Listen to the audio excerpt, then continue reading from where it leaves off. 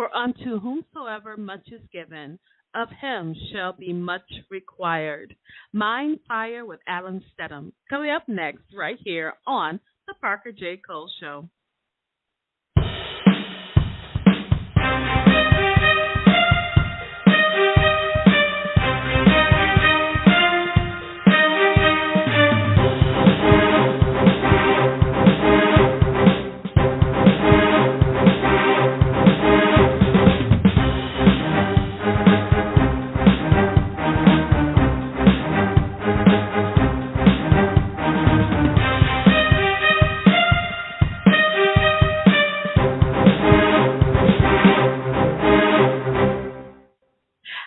Welcome to the Parker J. Cole Show. I'm the Queen, Parker J. Thank you so much for joining me. I'm so excited because we are going to have a fun time on this episode as I talk with my returning guest co-host and contributor today, Alan Steadham. Most of you know him from The Right Stuff, but he was so kind and so gracious to me to allow me to mix his book, which is about superheroes, superpowers, and so much more with our regular talk on the Parker J. Cole Show. So I'm really excited that he's here with me.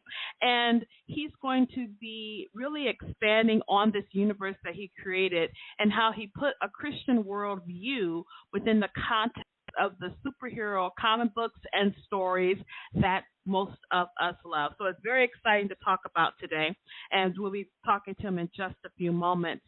I'm really excited to also share with you that the Radio app launch party happened yesterday on Facebook. Zeta Grant and Maria Phillips, who are the developers behind the app, did a launch party on Facebook, and the video is there for you to see. What's really exciting about the Radio app being live is this. This is an app where you don't have to compete with Amazon. Those of you who are Christian authors and readers, you can get your books on the Radio app today. You can contact me directly at rightstuffradio@gmail.com. But one of the unique aspects of this is that it's solely dedicated to Christian fiction and nonfiction from genres all over the spectrum. And this becomes significantly important as people sense that Christian thought and Christian ideas are being censored, that they're being put into a box. So here we have created our own box with the Radio app. And this is something that you as a Christian author or reader can support. You can support by downloading the app today on your phone, on your Google Play Store. And if you're an author, make sure you contact me so you can find out how you can upload your books onto the Radio app platform. This just isn't a platform for you just to upload books. You also get paid royalties. Radio app currently pays higher than Amazon at 40% royalty shares, I think. I may have that number wrong, so make sure you go to Radio app, and I'll send you the link, too, that you can get all the information of it. But they pay more than Amazon. They have more options for you, and you control the content. That's what Radio app is doing for you. So if you want to find out more, contact me, rightstuffradio@gmail.com. Lastly, I want to thank our Patreon team and Christian Book Club for their support. Our Patreon team, as you know, you guys keep this show going. We've been doing this now for 8 years, and we hope to continue doing that as well. If you want to weigh in on our topic, you know you can. All you have to do is call in at 646-668-8press1 to be live on air, or hit me on Twitter at Parker J. Cole, #RightStuff, with your questions or comments. We'll be right back. We'll be right back after these messages. Stay tuned.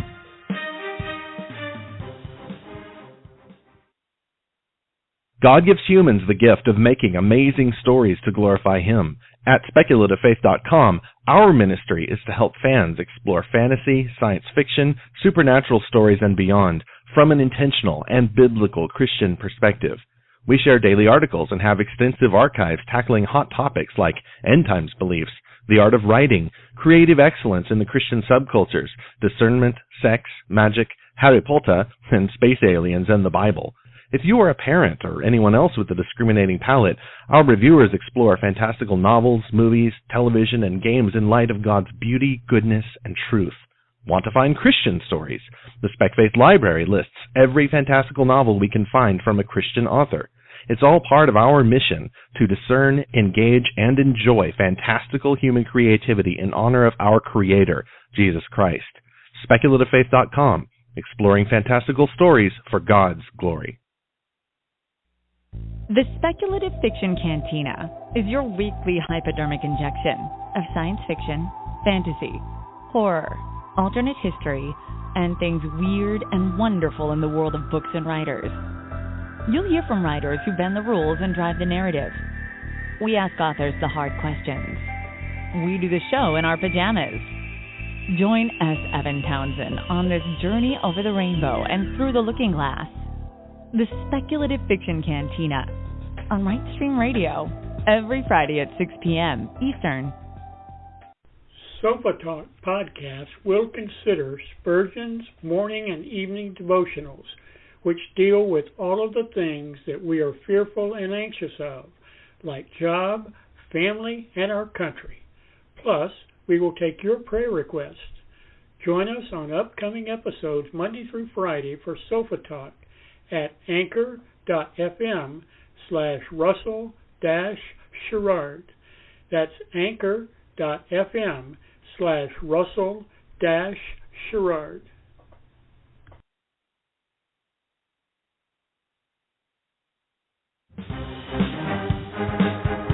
We're back, and you're listening to The Parker J. Cole Show. Hi, and welcome back to the show. You're listening to The Parker J. Cole Show on WPJC 104.5. Again, so glad you're here with me as I talk with my returning guest co-host and contributor today, Alan Steadham. He is the author of the book Mindfire, which is available on Amazon.com. It's an offering from Ambassador International, and most of you know I've been showcasing their now going on my third year. So it's very exciting to do that. So if you want to find out more about Ambassador International, go to ambassador-international.com. Find out what is in their catalog, and you can get this book and many others by Alan on their website or on Amazon. Like I said before the break, we're going to be talking about superheroes, superpower, comic books, and so much more. These things appeal to us on so many levels, and the best to talk about that is Alan. So I'm going to bring him on air today. Alan, how you doing? I'm doing great. It's great to be on again, Parker. I know it's been a minute since you were on before, and I'm like, I have to get Alan on here. That's my boy. You know, I love having Alan, talking to Alan. We always have such a great time. I definitely enjoyed the Jordan of Algaron series that we highlighted on The Right Stuff. And so when you mentioned this about Mindfire, I was definitely intrigued to read this one, because what's unique about this book is that this was your debut novel. Not the first time you've written, but your debut book. And so we were reading it last night. Well, I want to say we were reading it together, but that's such a weird way to say it because he knows what he's already written. But what I do sometimes for our listeners, when I have the time, I do what I call live reading. And so I read and share my thoughts and impressions as I chat with the author at the same time. And so he's getting bombarded with all these messages about his book, what page I'm on, why did he do that, I can't believe this happened, those type of moments. So that's what I do. I live read. And I did that with Jordan Algaron series. And as most of you know, with the Jordan of Algaron series, I was so upset for 2 books because I could not understand why we had these aliens pick up Jordan off her planet of Earth, throw her onto another planet, and leave her there. I was just so upset with Alan for 2 books because we did not understand why this happened. And so they would answer that for me in the 3rd book. So now we come back with Mindfire. And Mindfire is a different type of book because it's actually a comic book in novel form. But it's not just a comic book. It's more than a comic book. It's a tale of people, and it's a tale of family, and it's a tale of redemption. It's a tale of much more than that. So it's a very interesting story. That's why it's called Mindfire, because your mind does kind of explode on fire with all the different concepts going on. Plus, there's another twist to Mindfire as well. So, Alan, I did the long-winded introduction to Mindfire, only because most of our listeners, like I said, you've done the show several times, so they probably already know you, so we don't have to have you reintroduce yourself. We can just dig right in to Mindfire. Mm-hmm. So before we do that, we got to talk about the genesis of the story and where it came from. So go ahead and expand to our readers what's going on with Mindfire. Okay, so one of the things I want you to know, for the readers to know, listeners to know, is that this was my first novel, but it was based on a comic series that actually the first comic series I ever wrote. I used to write and draw comics, not professionally, not selling them, but labor of love. And I started actually when I was 10 years old to create actually a lot of the characters that are in the book. Were created between 1980 and 1985. A few were created afterwards. But it was a straightforward superhero series, kind of based on kind of a combination of like Avengers meets X-Men or Justice League kind of thing. It was a superhero team called the R-Men. And the R-Men are mentioned a lot within the book, but within a very specific context in the past, because that team is no longer in existence. Some of the people from the team are still around, but a lot of things happen, and that gets explained within Mindfire. But the interesting thing that I wanted to bring forward was that the events of the past impact the present in a lot of ways. But another thing I want to share is that before I started this novel, which I actually did as part of National Novel Writing Month in 2013, I actually had to, well, I didn't have to, I chose to, I wanted to go in prayer before the Lord, and I basically handed over all of my creativity to Him. I'd been a Christian for a number of years, but it's another thing to just surrender everything. And so before I even attempted to write this novel, I did that. I came before the Lord and just offered all of my creativity. Said basically, I want to write for you if it's your will. And the Lord basically brought different elements from the comics to the forefront of my mind and said basically, take this, but do it this way, do it my way. And that led to the genesis of the story. One of the unique aspects, too, of Mindfire is that you totally take the trope of comic books and superheroes and superpowers, and you humanize it in a way that is unique to the genre itself.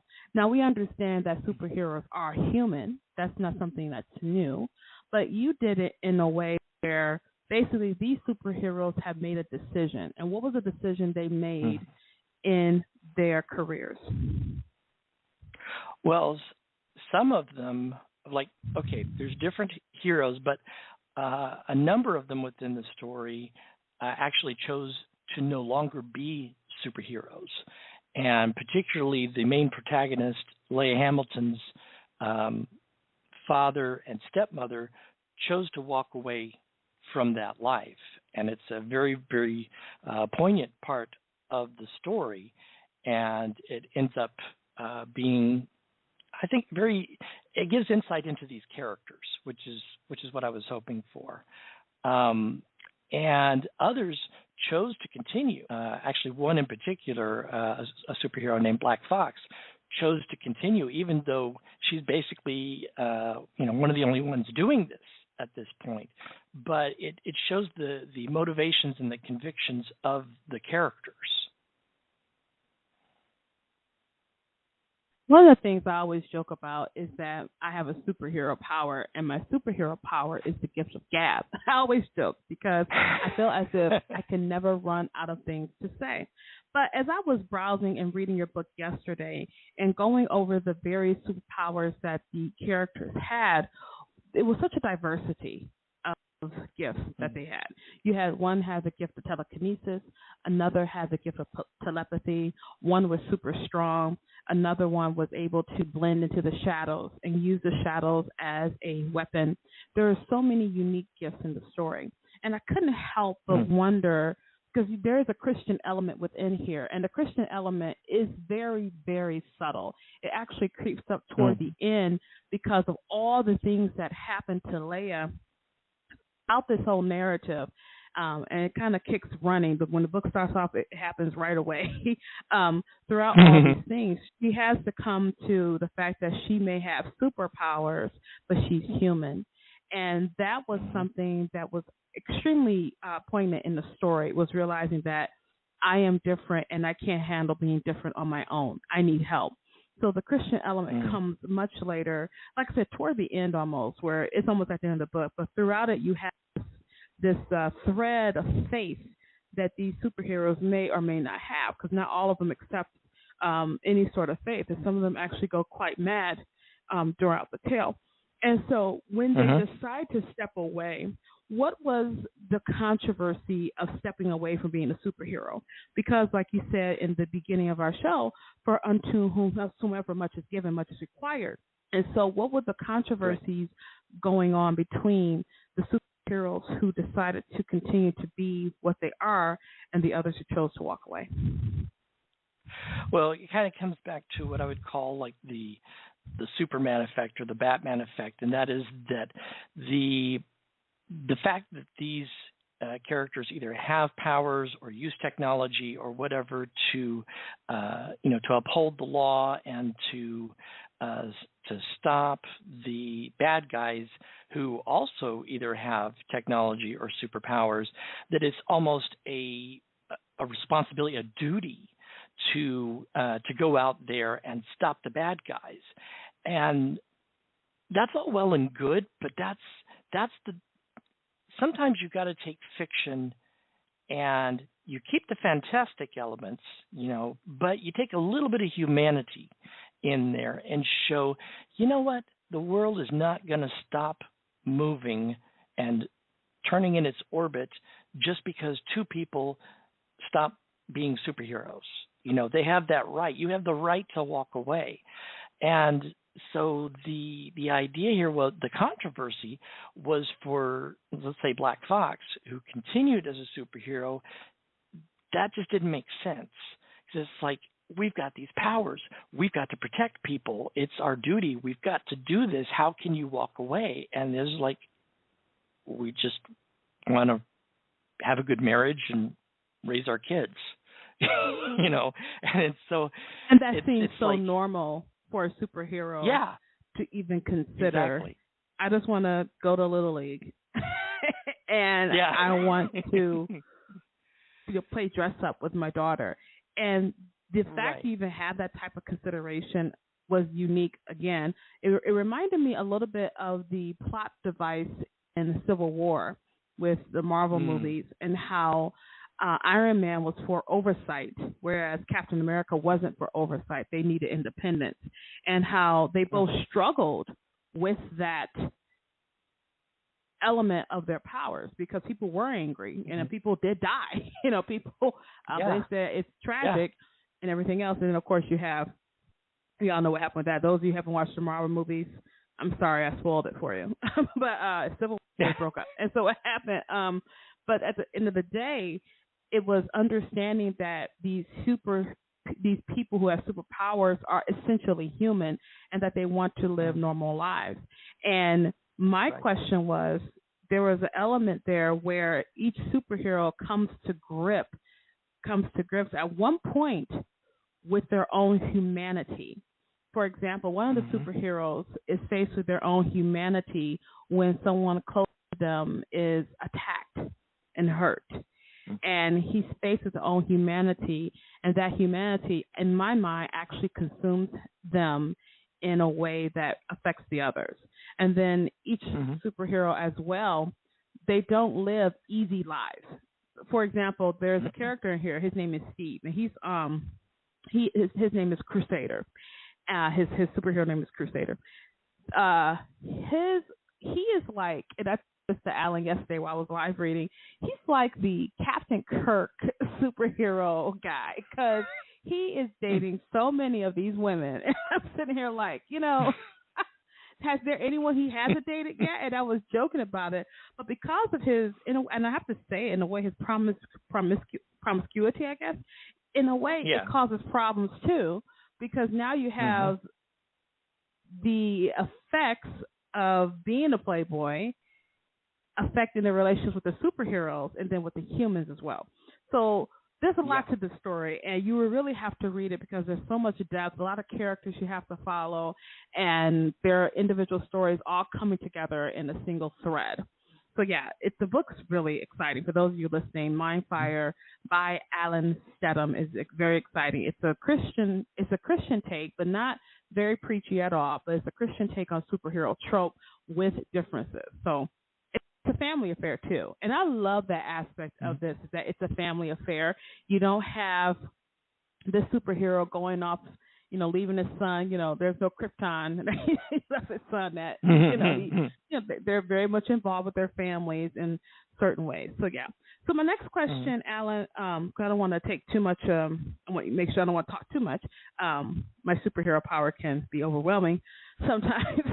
What I want to ask next is, when you came up with this, when you wanted to turn this comic book series, because you've been working on it for a while, and you can tell us the genesis of that, into a novel, what were things you had to translate from the comic books into the novel that were hard to transform? Does that make sense what I'm asking? Like, what was hard about that? Yes, absolutely. No, well, okay, and I'm going to make this spoiler free, but the thing is, I started writing this as a kid. I started writing the comics as a kid, starting at 10 years old in 1980. So some of the names and everything, like Leia's name was not originally Leia, it was Lee.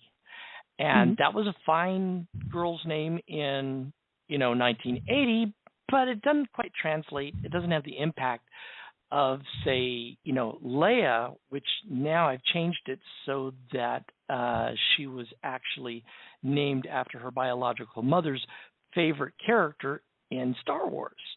So again, you've got a little more cultural relevance, and you've got some that'll make a little more impact today. And it's kind of a unique name. I mean, there's Leia that's spelled Leah, but not too many people spell it like Princess Leia. That's just one example.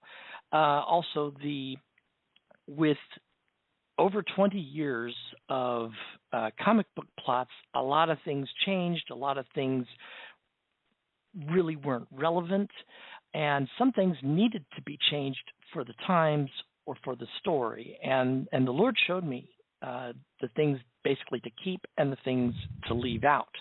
One thing I did not want to do, because one thing about comics like X-Men and Avengers and even Justice League, you can have an insane amount of heroes on the team at any given time, and that's cool for a big, end-game action sequence or something. Not so good for a novel, because then it's like, I've experienced it.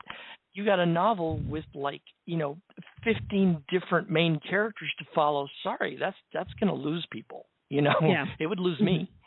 Yeah. And so I there's a lot of people within this novel, but the focus is only on a few.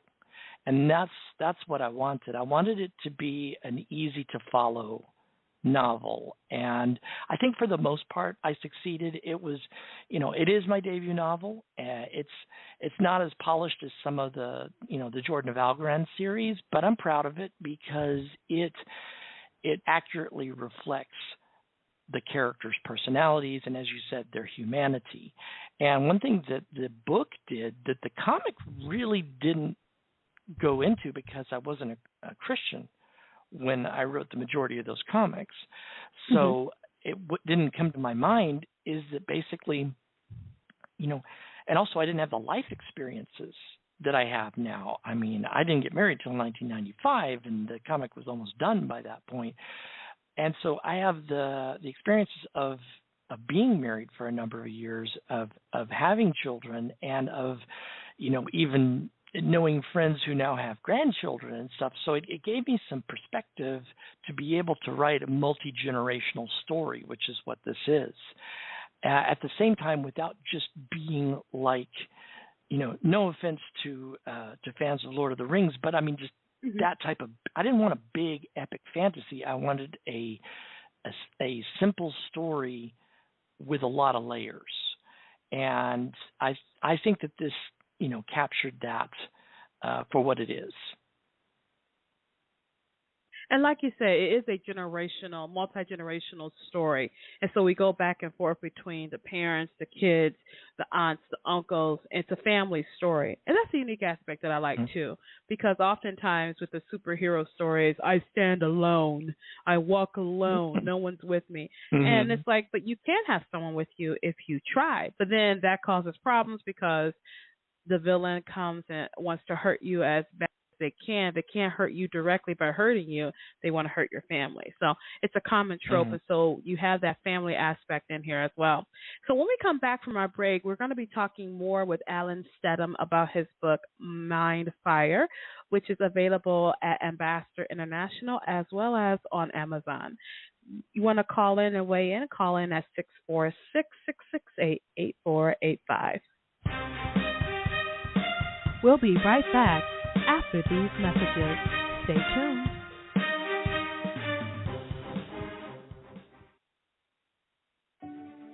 How do fantasy and sci-fi help make us into better people? And how can Christians best glorify our Lord Jesus Christ as we enjoy these stories? Also, where can you find the best fantastical Christian novels? Yes, they do exist, and we know exactly where to find them. From the creators of Lorehaven magazine and from biblical Christian storytellers around the world comes a new podcast for readers of amazing stories. We call it Fantastical Truth. I'm E. Stephen Burnett. And I'm Zachary Russell. Our mission is to find biblical truth in fantastic stories. We apply the wonders of these imaginary worlds to the real world our Creator has called us to serve. Toward that chief end, we will find the best novels by Christian authors, fantasy, science fiction, and beyond.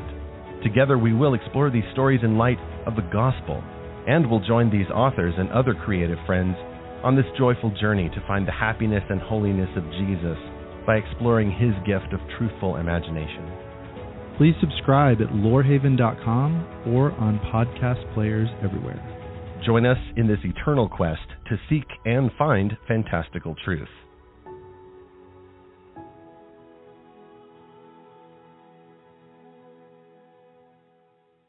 Hi, is your book club in need of some fresh and exciting questions to ask club members and authors at your next book club meeting?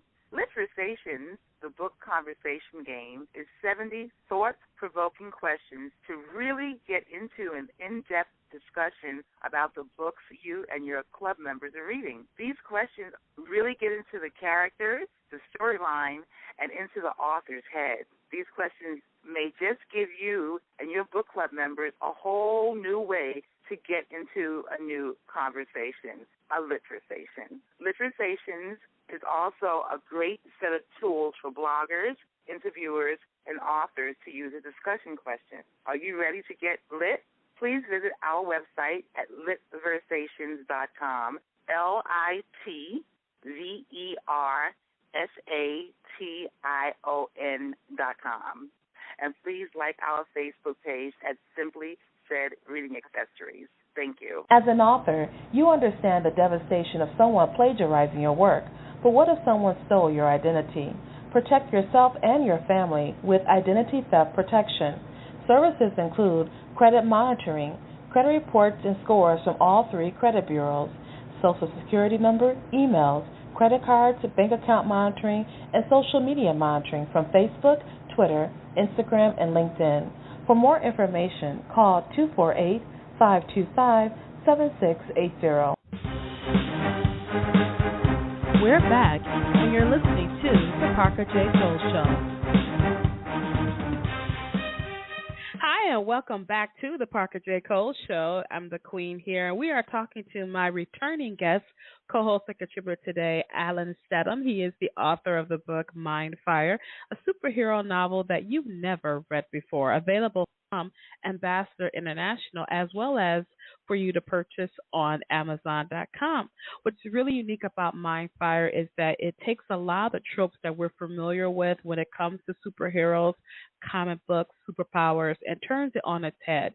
It's a multi-generational story, and the characters are really centered in about some of them being retired from being a superhero and going on with their lives, others deciding to go forward and continue to be a superhero, and all the mess in between.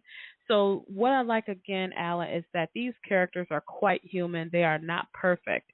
And when the novel opens up, literally page 1, Leia, who's our main character, one of our main characters that we follow, her powers become activated.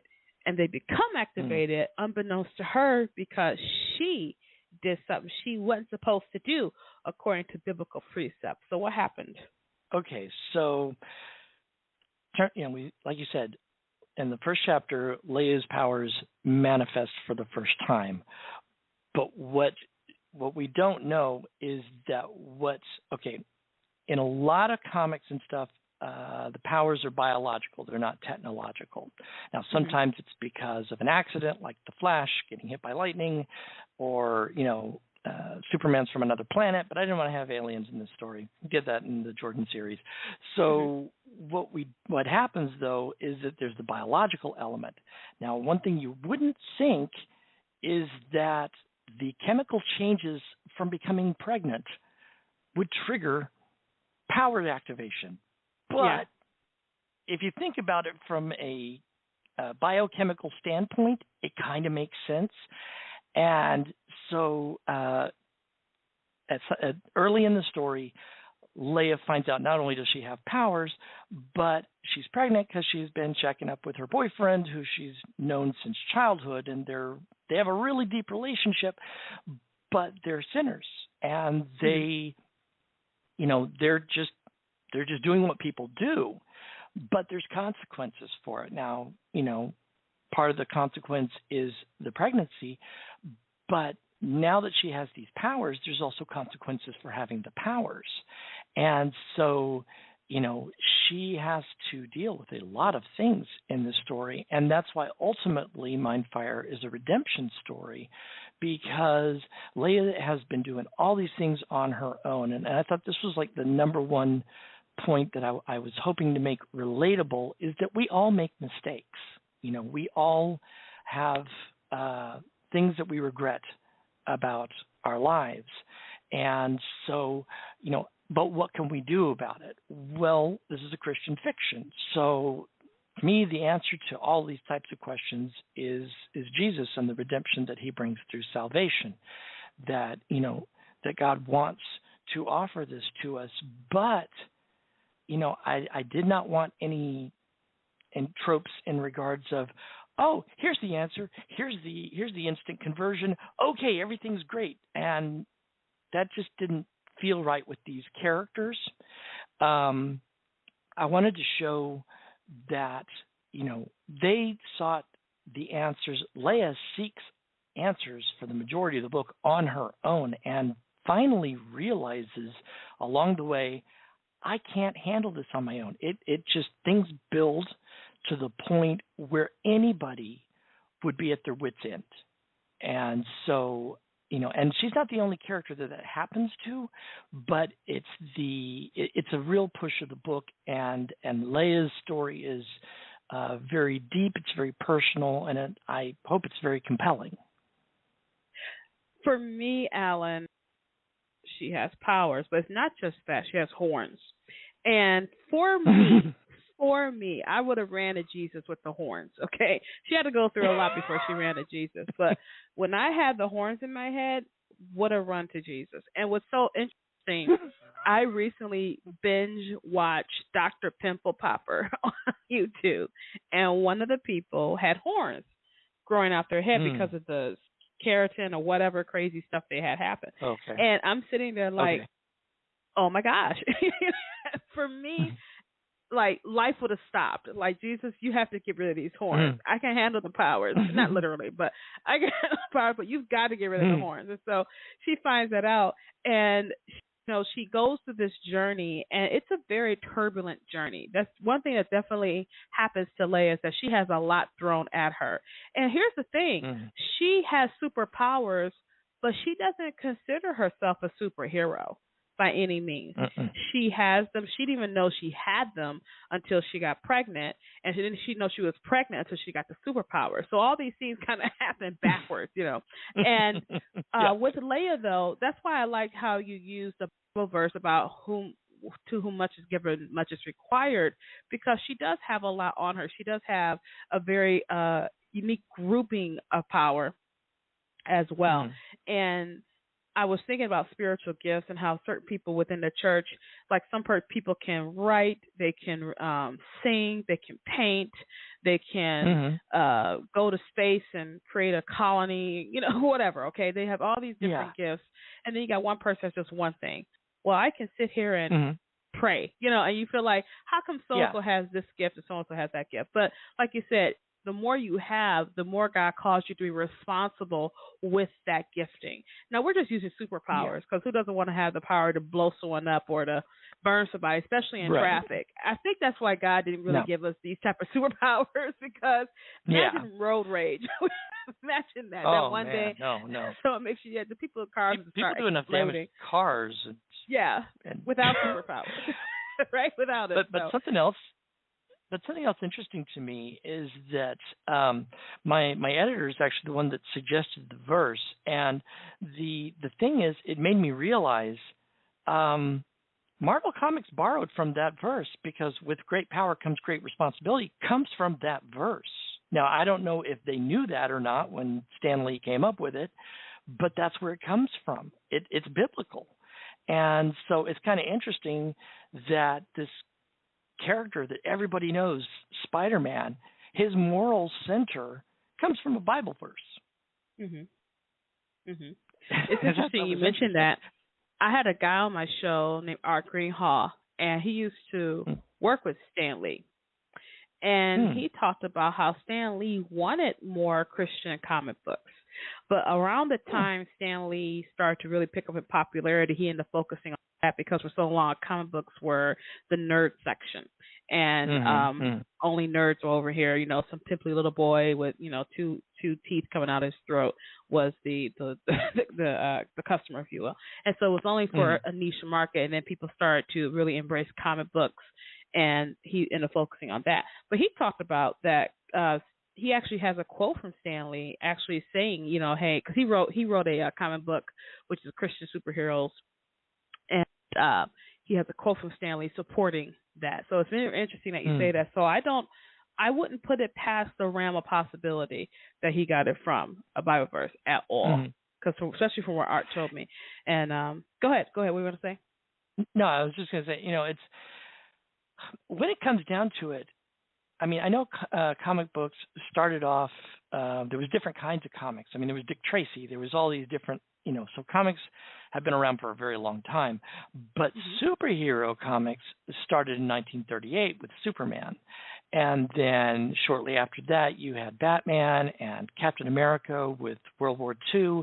And then in 1963, that's when Marvel Comics and Tales to Astonish with Spider-Man and Thor and all these different, superhero comics, kind of came of their own. But it's interesting how it took hold with the public. And I think one of the reasons, as weird and goofy as the Silver Age of comics, as they call it, was, it could be really weird. Superman was a jerk for a while, for example, but there was often a morality tale at the center of it.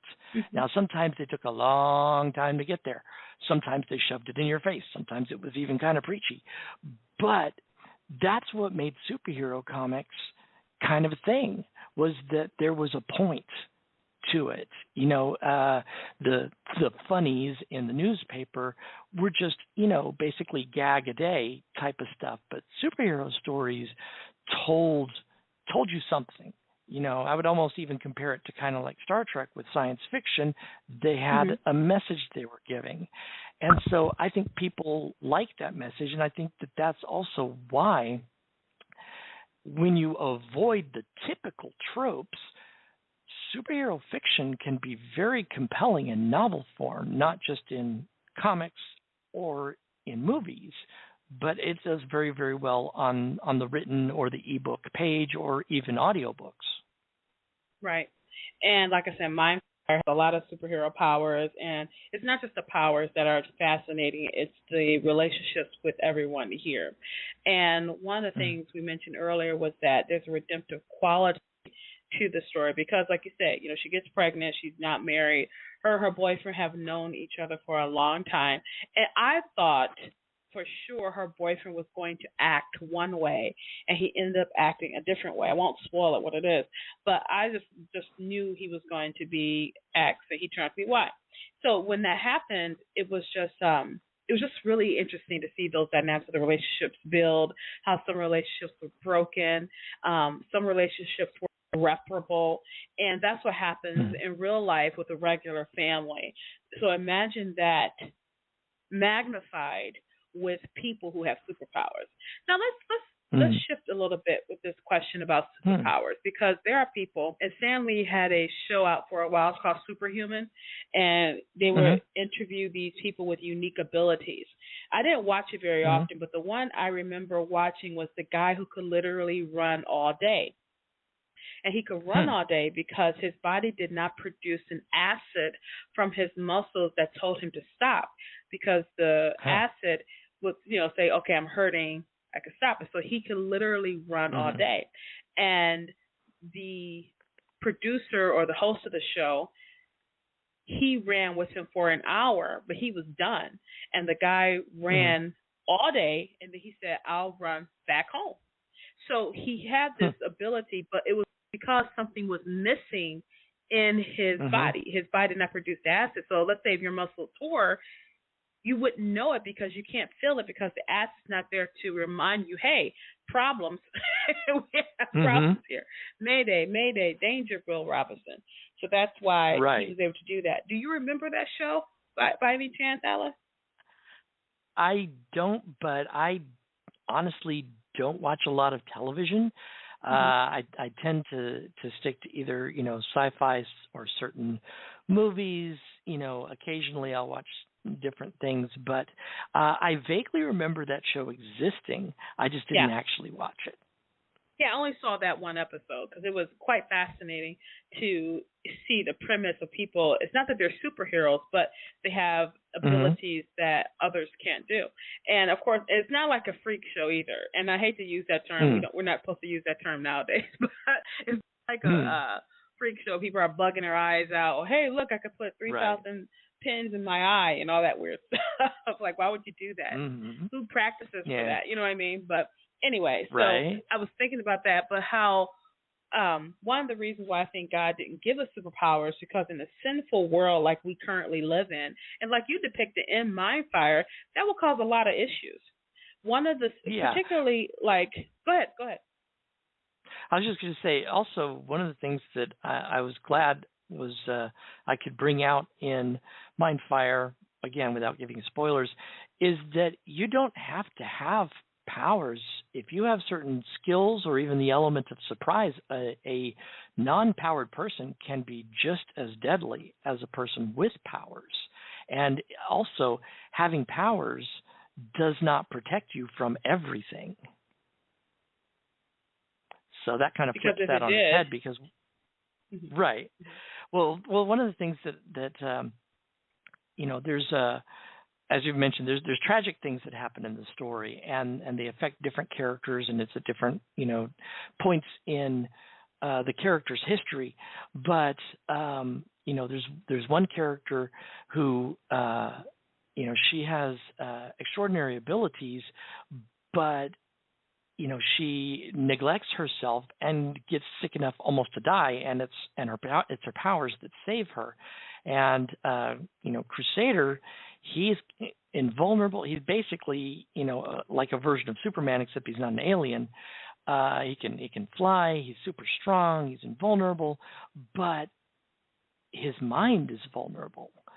So, there's different things that happen where he is just completely helpless because the attack or the scenario he's dealing with affects him mentally, and he can't do anything about that, And so that's I wanted to show that nobody is perfect and nobody is like the penultimate. There's no power that will protect you from everything. That is amazing. And even I was thinking about even those of us who walk with the Lord, because we have his power within us and walk with him, we still are vulnerable, if you will, to spiritual attacks, to natural things that happen to us, to sickness, to people being mean to us, to family friction, all sorts of things. So we're not in this world to be completely cosseted against the evils of the world, of our sinful nature. And I always think about that movie, The Boy in the Bubble, where he's in this bubble or whatever to protect him. Yes. How horrible that was, because he couldn't experience life as he wanted to experience it. You know what I mean? And it's good that you say that. So in Mindfire, you have all these multi-layered themes and stories going on. That's why I didn't ask you what themes did you explore, because there's so many things you explore in there within that concept. And so we have Mindfire, and Mindfire, I know why you titled it Mindfire, but I won't spoil it for our listeners out there. So make sure you guys go ahead and pick up your copy of Mindfire today on Amazon.com or wherever books are sold. When we come back, we're going to have Alan read a quick 2-minute excerpt from Mindfire so you can get a taste of the story, and then we're going to go ahead and continue our discussion. You still have an opportunity to call in by calling in at 646-668-8485. We'll be right back after these messages. Stay tuned.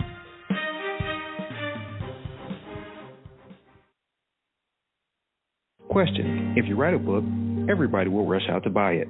Obvious answer, no. If you were a celebrity or if you had a huge marketing budget, then maybe you can get a lot of exposure for your book. Another solution would be to check out joeytweets.com. joeytweets.com is a promotion and marketing service with access to over 1/3 of a million followers on Twitter. joeytweets.com has 3 packages available to fit any budget. That's joeytweets.com. joeytweets.com. Get some serious exposure for your books. Authors, are you looking for a new way to get your book in the hands of new audience of targeted buyers? Then a virtual book tour is for you. Right now, virtual book tours is an excellent opportunity for you to introduce your book and who you are as an author. Launching your book is very important. A virtual book tour will connect you with readers. We at WNL, we specialize in book tours, book blasts, radio tours, cover reveals, and Facebook chat. Promoting and marketing your book is what we do. Online publicity, the exposure and the publicity is what you need. Let us help you reach new readers and a new audience. We take care of everything so you don't have to. We set up the tour for you. We connect you with bloggers to advertise your book by way of interviews, guest posts, and reviews. If you are an author of a newly published book, have an upcoming release, or just want to give a previously published book new life, a virtual book tour is your answer. Check our tours out at www.wnlbooktours.com. Visit me on Facebook. I am the owner, Paulette Harper. Christian authors and writers, welcome to Redio. Redio app, developed exclusively for showcasing Christian fiction and nonfiction ebooks and audiobooks. Tired of book sales plummeting due to algorithm-influenced unrelated classifications? Books lost amongst non-Christian content?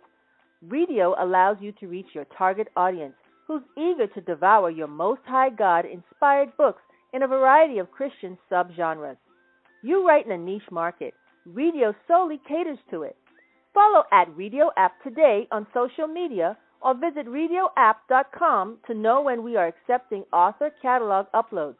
Redio, the best app for the Most High influenced ebooks and audiobooks. We're back, and you're listening to The Parker J. Cole Show. Hi, and welcome back to the show. You're listening to The Parker J. Cole Show on WPJC 104.5. I'm so very glad you are here with me. I have been having such a fantastic time talking to my returning guest co-host, Alan Steadham, about his book, Mindfire. What I need to let you know is that this is his debut novel, and it's based off a comic book series he wrote for 20 years. And he put a wonderful Christian, subtle spin to it that I think you're going to enjoy. So make sure you go ahead. Well, not think you're going to enjoy it. I know you're going to enjoy it. So go ahead, pick up your copy on Amazon.com or Ambassador International or wherever books are sold. As you can tell throughout the conversation, we've talked a lot about superheroes, superpowers, about the moral compass of each, letting us know that just because you have superpowers doesn't make you invulnerable. And one of the most interesting things that Alan said before the break was there is no power that can completely protect you from life. There just isn't. And even though our superheroes in Mindfire have very unique powers, we have some that are invulnerable to certain things. They're not completely invulnerable. Just because you have an invulnerable body doesn't mean you have an invulnerable mind. And just because you have the ability to read minds doesn't mean that you are good at reading minds if you understand the position. So what we're going to do, we're going to have Alan read a 2-minute excerpt, if you can, from Mindfire. So I'm going to mute myself, Alan. Set us up with what you're going to read and take it from there. Okay, so this is the scene where Leia realizes that she has powers for the first time. Now, she's going to college, and she's working as a manager at a pizza place, and so that's where this starts. So it says, tonight, Leia was at the register taking orders. She normally didn't mind this aspect of her job. It gave her a chance to talk with people as they ordered their food. But as usual, there were difficult customers. Are you saying you won't put that on my pizza? The 50-something man demanded. He was tall, very muscular, and smelled of beer and cigarettes. I'm sorry, sir, but we don't have grilled salmon as an ingredient here at Skippy's. I'll gladly substitute one of our other ingredients, Leia said. Like what? He replied, curious but not yet satisfied. Well, sir, we have pepperoni, Italian sausage, hamburger, ham, spinach, barbecued chicken, Roma tomatoes, standard pizza toppings, the man interrupted gruffly. Yes, sir, Leia continued, smiling, but holding her ground. Just tell me what you'd like, and I'll have it made for you. I want grilled salmon, he shouted. Let me talk to your manager, miss. Miffed, Leia pointed to her name tag. I am the manager, sir. Are you kidding me? You're just some kid barely out of high school. How can you be manager? Leia had had quite enough. Channeling every bit of self-confidence she could muster, she stood to her full 6-foot height and stared the man in the eyes. I have attempted to accommodate you, sir, Leia insisted, slamming her fist onto the counter next to the cash register. I have explained that we do not carry grilled salmon at this or any of our locations, and I have offered you an alternative, which you have refused. As the manager of this business, I have the right to refuse service to anyone, including you. You are preventing other customers from ordering, customers who know and understand what our regular ingredients are. So, sir, I must ask you to leave. It was then that Leia noticed that not only was the middle-aged man staring at her in fear, but so were the other 6 people near the counter and the 2 couples sitting at booths. What are you? The man said. You ain't normal. Leia turned around and saw the same frightened look in her co-worker's eyes. Then she noticed the 4 pizza cutters and 2 butcher knives suspended in midair around her, pointing towards the man. In one of the butcher knives, close to the left side of her head, she saw a reflection of her face. Her eyes were glowing and on fire, yet they didn't hurt. When she looked down and lifted her fist from the counter, she was further shocked to see the impression of her fist permanently embedded into the countertop and cracks spiderwebbing from the impression. A pit opened in her stomach, and she almost became nauseous. With her concentration shattered, the hovering object fell to the floor. Then Leia collapsed to her knees, trembling with adrenaline and fear. She closed her eyes, and all the sounds in the room were drowned out by the roar of a building tidal wave in her ears. The sounds of employees and customers alike, as they ran out of the building, were barely heard. Sometime later, she wasn't sure how long, Leia recovered her composure. Her senses relented, and most of her strength returned. Leia looked up and saw that she was alone. And that is an excerpt from Mindfire by Alan Steadham, which is available again on Amazon.com or with Ambassador International. What I like about that scene is for 2 seconds, Alan, I wanted her to be a supervillain. And you know why I wanted her to be a supervillain? Because any idiot that asks for grilled salmon on pizza deserves to die. They just deserve to die. Because had she been a supervillain, those pizza cutters would have just sliced him off for being stupid. But yeah, I love that scene. I even told you I was live reading it to you yesterday. I was like, he deserves to get cut. Who asked for grilled salmon on pizza? And I'm sitting there going, ugh. The whole concept makes me go, like, okay, anchovies on pizza. All right, I like anchovies, but grilled salmon. And I love that you use that because I would be upset too. Like, you know, I would do everything. But yeah, that was a scene from. Go right ahead. The thing that also that the thing that I think that scene sums up is that's the crux of any person in this fictional universe's dilemma. You've got these powers. Now at this point she doesn't know until she sees her reflection, but that is literally the danger of having those powers, that you have the decision how you're going to use them. It's ultimately your responsibility. Now, are you going to give into your anger? And we just lost Alan for a moment. He'll be back in a minute shortly. But what he was saying was that when it comes to the superhero powers, is that you have to decide if you're going to use your powers for good or if you're going to use it for evil. Now, as he was saying before he fell, before he cut off, as he was saying, the fact of the matter is that she didn't know she had powers.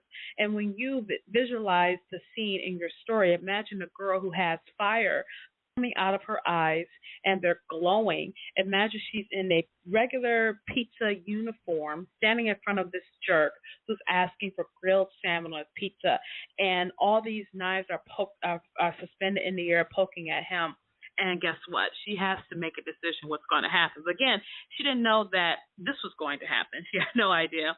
I would be just as shocked to find out that I have that kind of power, particularly too. And so Alan's back, and Alan, I know what happens when the phone drops. Don't worry about it. You're totally okay. I was just letting our listeners know and finishing your thought about superheroes having to make that decision of how they're going to use their powers. Yeah, and I mean, you know, the whole thing with the book is power alone does not make a hero or villain. You know, it's your character. Are you going to, you know, are you going to lash out or are you going to hold back? And Leia chooses to hold back because, you know, she's not perfect, but you know, fundamentally she's a nice person, and so she doesn't want to hurt anybody, but she's got this tremendous power. And so, you know, I thought it was interesting that sort of sums up what every superpowered person in this fictional universe, they would have to make that choice too. And as we get to the end of our show, Alan, I want to once again thank you for coming on, helping me out with this show as we talked about superheroes, superpowers, comic books, and more. For those of you, we'll be back in about an hour on my Facebook. We're going to do a Parker J. Cole after show. We're going to be talking to Alan again via Facebook Live, so join me there at 4 p.m. Eastern Time. Looking forward to talking to you then. But Alan, in the few moments we have left, what would you say to our listeners out there? Well, I'd like to, you know, to let you know that the strongest of all the themes that are in Mindfire, the strongest one is about redemption. Every character gets a chance at redemption. By redemption, I don't mean, you know, that everyone gets the chance. You know, everyone chooses whether or not to be a Christian in it, but everybody gets a chance to change their lives. And, I think that that's something that applies to everybody. We may have made mistakes, but the Lord can give us the opportunity to either correct those mistakes, make up for those, or just be better people going forward. And I think that that's, really a strong message in Mindfire, and I hope that people see that. And if you want to follow Alan online, go to his website, alansteadham.com. Again, alansteadham.com. He just revamped his website that I thoroughly love, and he's been updating these really interesting blogs that he comments on the issues of the day. So make sure you go ahead and follow him on his Facebook. All his social media outlets are there, again, at alansteadham.com. Thank you all so much for joining me for this edition of the Parker J. Cole Show. I really hope you liked this unique episode as we talked about comic books, superheroes, and more. I thought it was a very fitting end to a lot of things that's happening, because you don't have to be a superhero to make a change in the world. You could just be yourself, and that's Christians. We have access to our Lord and Savior Jesus Christ. We have access to his power to affect change in the world. And what's more superhero than that?